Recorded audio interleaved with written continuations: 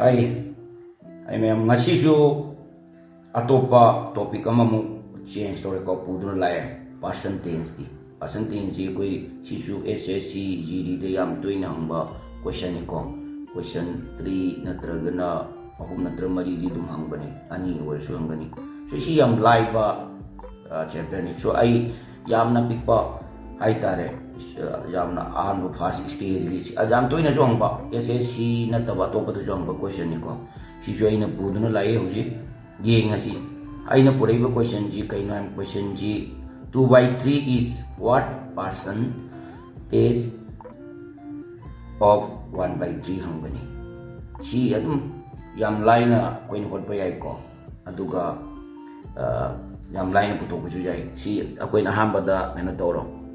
kamaina putok da gyan madam da mani masing je koi fraction da leibnina divide to hamba gi masing sida 2/3 aina tai besi formality dinate adu shortcut parikha gi da mutta shortcut ta tawna gi limit ni ko 2/3 sida atopa ju kya no 1/3 na divide toro into percentage ai targeti 100% hapo so smaina legine hamba question ji adu itargeti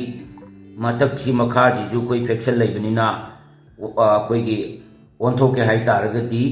kaidoge haibabu si gi matham ka ji onthok ke hai targeti koina kumai lakad ahamba da 2/3 je sa thambiro makha gi machin ji matham ka onthok ke hai tadi 3 ji na matak tam jakrani 1 ji na makha le aure ada 100% si le adu itargeti kumai tawgdage na haiba matamda matak je into tawro 2 into kya tare si ani ji into tawro 6 si ani ji into tawro kya tare 3 into 100% adu de 3 na 6 da cut tawra gadi 2 adu itadi 2 into 100% le utadi 200% mataki answer si kedoge na haiba matamda 200% tare adu kada chume hai taragadi di ji chume sini nasai gi kari hai tare fraction da koi percentage hot pagi si aina tai bi shortcut ni adu bu kumaina holi kholi haiba do na koi munni yemo adu du makata na adu matai ju hot batamo si atopa mana sumaina 2/3 1/3 ji piram drasu atopa ama piram basu jai ko mase ai jum haira ke ko atopa koi gi decimal da piram basu jai decimal da piram maga su jai ko decimal da pi basi kumaina pi ge na haiba matam da si ji gi 2/3 ji gi mauta 1/3 ji gi mauta decimal oina piram basu jai ko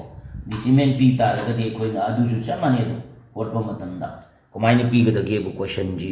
answer samane ko question ji kumaina pi ga da game tam da 2.442 is what percent of kya hai 1.221 hai da ju jai ko 1 point si hai ju jai si je dum chamane ko si ju chamane bedi ekoina moina ham is na fraction de pi bani si gi question ji ani thokna yai ba sina mu decimal de pi bane ba adu itar gati ekoi akhang ba ngasai pi ri ba ni ji divide tongna ro ba asai da adu si de am khaktang lagi 2.442 divided by 1.221 into 100% adu sina si de dikat tok tar gadi 2 adu tadi 2 into 100% adu tadi 200% answer is D samane ko mai duna fraction piramba akon baisna decimal da piba anima koi chamane aduna noina khangadabadi decimal da pigera adu fraction da pigera anima aduma koina divide tor kan into 100 na into tor yagani adu question ju ahobuda ju haprabani aroibuda ju question ju habakani koi yemu aduga try to what to pokon pamamrana